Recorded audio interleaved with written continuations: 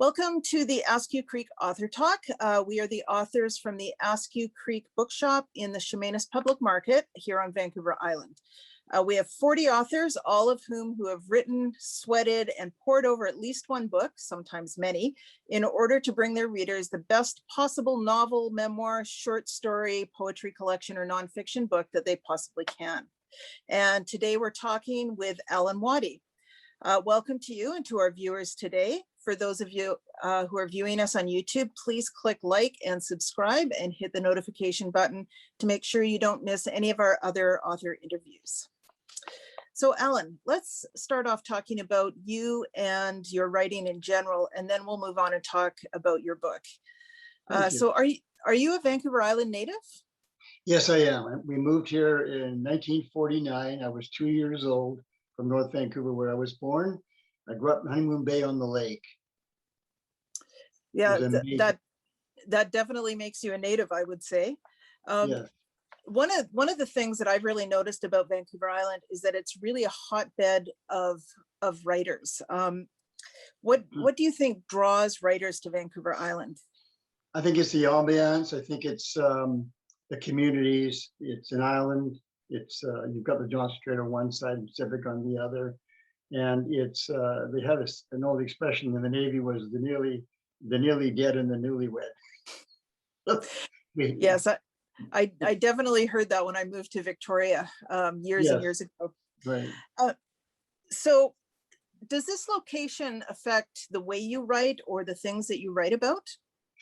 I've been writing for probably 35 years, but I started out writing magazine, always true stories. I write true biographies, and I write true crime, and I wrote one autobiography. So my writing style is just true facts. And I've written and published 12 magazine stories, short stories. And I have a blog. I had a blog online with the Royal Canadian Legion web command. And I started writing books about 20 years ago.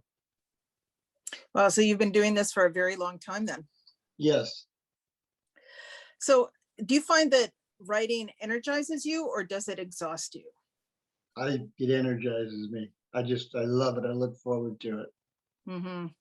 I really think that that's something in common with most serious writers, is that it gives us lots of energy. Yes. Otherwise, why would we keep going, right? That's true. Yes. Yeah. So are you friends with other authors in the area or across Canada? Yes, I've made some wonderful friends with Askew Creek to start with. We have a very talented group of people there. I'm making friends there, and which I would say you are one of my friends there. And I've known Rick Dewhurst for about 40 years, and Rick is our pastor, and he's written about 10 books, and he's very encouraging. And like Rick and myself, we're both English literature educated. And the other one is Teresa Szczepanski, whom you know from Askew Creek. Yes. I've known Teresa for many years. So, yeah. Yeah, she's a very fine writer too. So as you were growing up, did you ever have any experience where you really understood for the first time the power that words can have? Absolutely. I started reading books with a flashlight under the covers when I was 7 years old. I'm a voracious reader. I read a book every day. There's not a time when I don't go to bed, I don't read a book. I have a book going all the time, and it's been that way for 40 years, I can remember. And my genre is different, but I like the police stories, the true crime, the mystery books, but I've read everything. And it really, I find it broadens my viewpoint on other writers. One of the first time I ever experienced an enjoyable book was Brett Halliday. Now that's a long time ago. He wrote the Michael Shane, and the Mickey Spillane came out after that. Right. So I knew at the age of 8 that I wanted to be either a police officer or a detective or whatever, right? Well, and you know what, that is a great segue, because I wanted to ask you about your career in that area. Can you maybe tell your readers a little bit about that? Well, I spent my whole life in uniform. I joined the scouting movement when I was 7 and became a Queen Scout by the time I was 15. Went in the Navy when I was 18. And I've always been attracted to the service to our country and the uniform. So I sort of knew at the same, when I was 18, I joined the Royal Canadian Mounted Police and the Navy at the same time. The RCMP told me that it would be 2 years before they could get me into Regina, and the Navy called me in 3 weeks. So that was my choice. But as years went on, I changed my careers. But that's how I started with the Royal Canadian Navy. Right. And then you eventually went on and became a private detective. Am I correct? Yes, in Canada, we're investigators, yes. Oh, sorry. I became a private investigator as my 3rd career. My first career was I retired from the Royal Canadian Navy. And then I went as a correctional officer at Wilkinson Road, where I've written about the prison. It's a provincial prison, 2 years less a day, remand center. I worked there, and then I went into police services branch. Was 3 years in police services branch up in Prince Rupert RCMP subdivision as a special constable. And then when the government changed, I was seconded into the apartment buildings, and I was the ministerial assistant for Minister of Education and Minister of Forest. And in 1990, I was supposed to work for the Premier as his chauffeur and bodyguard. And the government had a problem. The government was changing, and I was, for the first time in my life, at the age of 44 years of age, nearly 45, I was unemployed. So I opened up Ace Investigations and Security and fulfilled my lifetime dream. Wow, that is quite a journey, and I can see why you like to write about true crime. Yeah, absolutely. So you have the cover of your book right behind you, Guilty Knowledge. Yes. Maybe can you tell us a little bit about that book, how it came about, and what your readers can expect when they pick it up and open it for the first time? Thank you. Guilty Knowledge is completely from my mind. It's all experiences. They're all true crime experiences. And of the thousands of crimes I've investigated as a private investigator, and some when I was police services and in the military as well, the private ones are very endearing, because when I opened Ace Investigations, I transferred all my skills.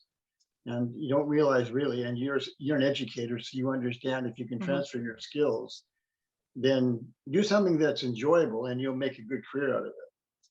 And when I started doing investigations, I just kept accumulating and accumulating and accumulating. And as I grew over the 31 years that I've been actually private, I kept growing in my skills and getting more and more diverse and more interesting files. And like homicide, wrongfully convicted persons with murder convictions. I solved the 98-year-old murder of Johnny Sticks up in Williams Lake in 1997. I was the only investigator in the Port Auburn Residential School, and Johnny Sticks came out of that. And then just kept on and on and on. I got my wife Gloria involved, and I put on a 4-year apprenticeship program, and she became a licensed investigator, and we became the husband and wife team, investigative team. So about 4 years ago, I decided that I had enough of the company, really. I still have the company, but we'd had enough of it, because I will be 74 in about 3 weeks. And I went to work for Veterans Affairs Canada as a co-legal officer for the Veterans Review and Appeal Board. So I just took all my investigative skills into that, and that's why it was successful, because cause and effect is the big thing when you're investigating, right?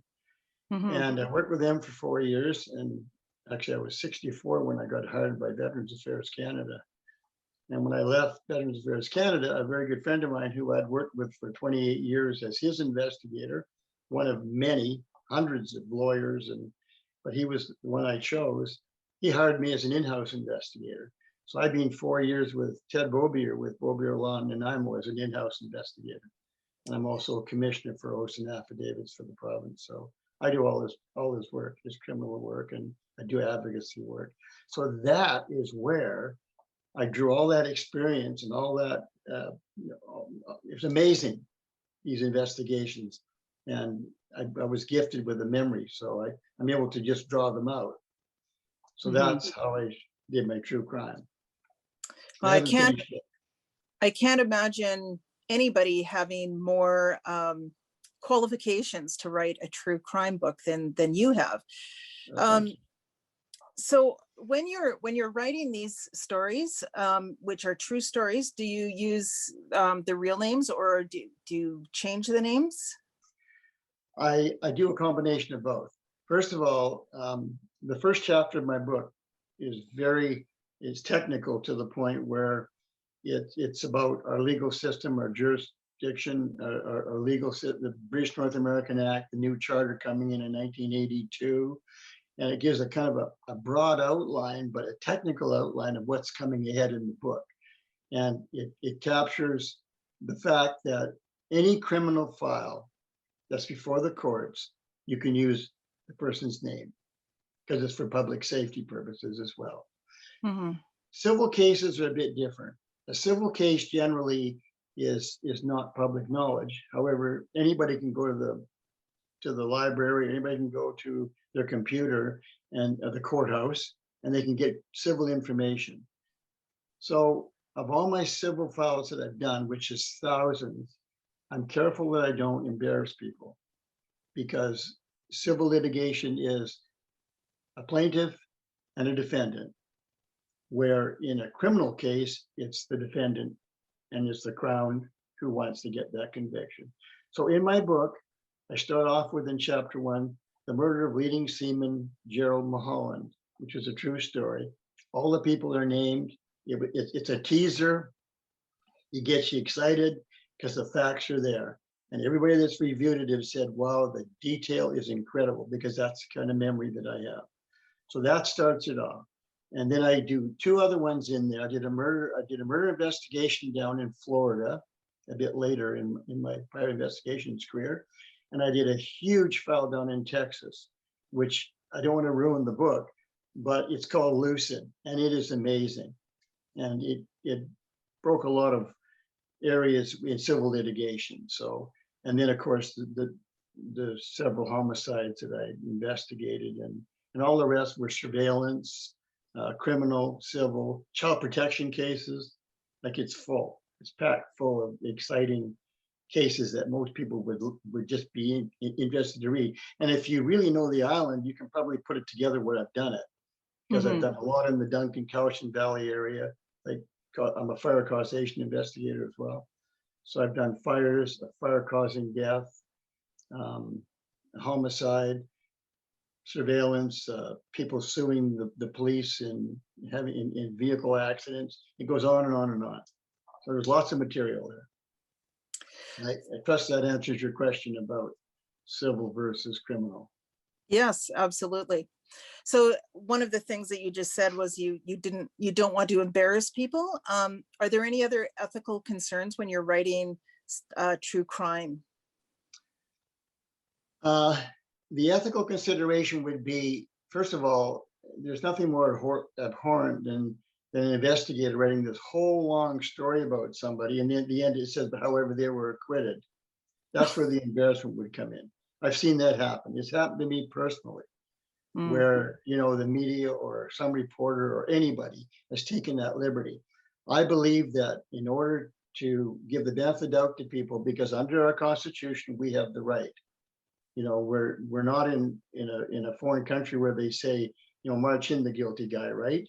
We're innocent until proven guilty. And I'm very careful, and I preface this in my book. Guilty knowledge prefaces that there are people that have guilty knowledge. I define what guilty knowledge is, and I explain that the truth is all I'm interested in. So why put a name in if the truth's going to be that they weren't guilty or didn't have guilty knowledge? But I do tie in a lot of the times when there is guilty knowledge there. Right. If you were going to look back and talk to yourself as a young writer, is there any advice that you would give yourself, or even as a young investigator? is there any advice that you wish someone had given to you back then? Start earlier. Start earlier. Because I went to write when I was 21, and I knew I had the passion. I knew I had the ability, because everybody would say that I talked too much. You know, I was always telling stories. I was a sailor. I told yarns all the time, right? But I didn't put them down in writing. And then I was about 35 when one of my colleagues said to me, you know, why aren't you writing? You know, you tell a story like it should be written. So that's when I started writing.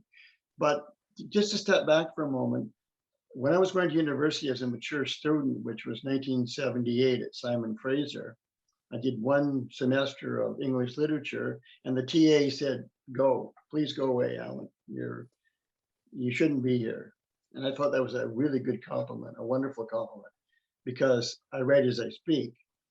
And what happened out of that was that I started writing military stories, true stories about the military, funny anecdotal stories, right? And then after that, my father was a very wonderful man. He was a prisoner of war. He was a survivor of the Dieppe raid, which there aren't too many to talk about that. I wrote his life story first. He struggled through it. Now, my grandfather, who I was named after, was an amazing writer, Oxford, Cambridge University type, you know, and he struggled. He just struggled getting his story out. So I wrote my grandfather's first, First World War, wrote my father's after that, and then my mother's. And then I realized Buckshot and Johnny Cakes. Here we go. That was my first book. Yeah, and it's been a very popular one too. I know. Yeah. Full of humor as well. Full of humor. This writing the stories of our ancestors or our family members seems to be a real theme. It was something that I was talking to Amanda Hale about in the last interview, and I know it's something that has been in my mind. Other than just getting the story out, was there any other purpose for you in putting down the story of your family members? Yes. First of all, my family. My father was an amazing person. My mother was also amazing. She was a Florence Nightingale. She was a battlefield nurse in England during the war when she met my father. And both of them were very community oriented. They gave me great values, my brother, my sister, and myself. And I wanted people to know who my father was, because he was very humble about what he'd experienced as a prisoner of war. And he was very humble about what he did as a commando and how he climbed that 200-foot cliff on that horrible day of August 19th, 1942. And I just needed people to know who he was, and then my mother. So, so there was a motive there, yes. To honor them is what it was. And that's a very, very profound motive, I think, to when we honor the people in our lives with our work. Thank you. Do you have any unpublished or half-finished books that we might expect to see on the horizon? No, but I'm working on an unfinished one right now. It's called Land Ho, which is the history of the Royal Canadian Navy from 1910 up to the time that I joined, and covering the First World War, the Second World War, the Korean War, and then all the other wars we had in between. So yes, Land Ho will be out shortly, and then my trilogy I'm starting for Guilty Knowledge. Okay. Is there anything else that you would like your readers to know about your work or your writing? For example, what is your process? How many hours a day would you write? Well, I usually have, like any artist, as you understand, being an artist, you need to be in the artistic mood, and which comes upon me quite often, really, because I'm still investigating, so I have everything circulating in the mind. But what I do is I say, okay, I'm going to write a book, and I start and I go for I start on a Friday evening, and I go all weekend. My wife is wonderful. She brings me nourishment, and I type my 100 words a minute, and I just I let it go. And I learned this in university, that creative writing comes from being creative. It doesn't come from sitting there going, what do I do next? You know, I don't outline my book. It's all here. So what I do is I go right into it, and I spelling mistakes, grammar, syntax, it doesn't matter. I just blurt it out. And then about 40 hours later, I take a rest from it. I go back and I go, oops, okay, I can, and then I start editing. So it takes me maybe 3 weeks of just going right at it. And then I start 6 months of editing and changing and looking at the legal concepts of it that we were talking about, looking at, no, I don't want to say that, or yes, I do. But the thought is there, the framework is there, and that's how I do it. So Guilty Knowledge took me about 2 weeks. Yes, that was 2 weekends. I think that that's something that a lot of readers don't realize, that there is far more to producing a book than just writing it, that the editing process takes far longer than the actual writing of the first draft. Yes. But yes, Buckshot but Johnny Cakes took me 3 years, but I knew it all. I had it all in my head, but it took me 3 years because the pain of losing Buckshot. May I talk about Buckshot for a minute? Sure, absolutely. All right. He was my best friend for 56 years. We met when we were 11 years of age. And it starts out with dialogue. And I wove together those 56 years. I met him in 1958 in Duncan at by Quamachin Lake at the Scout Hut.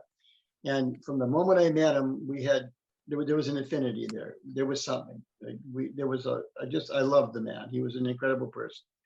And all through his life, we were opposites, total opposites.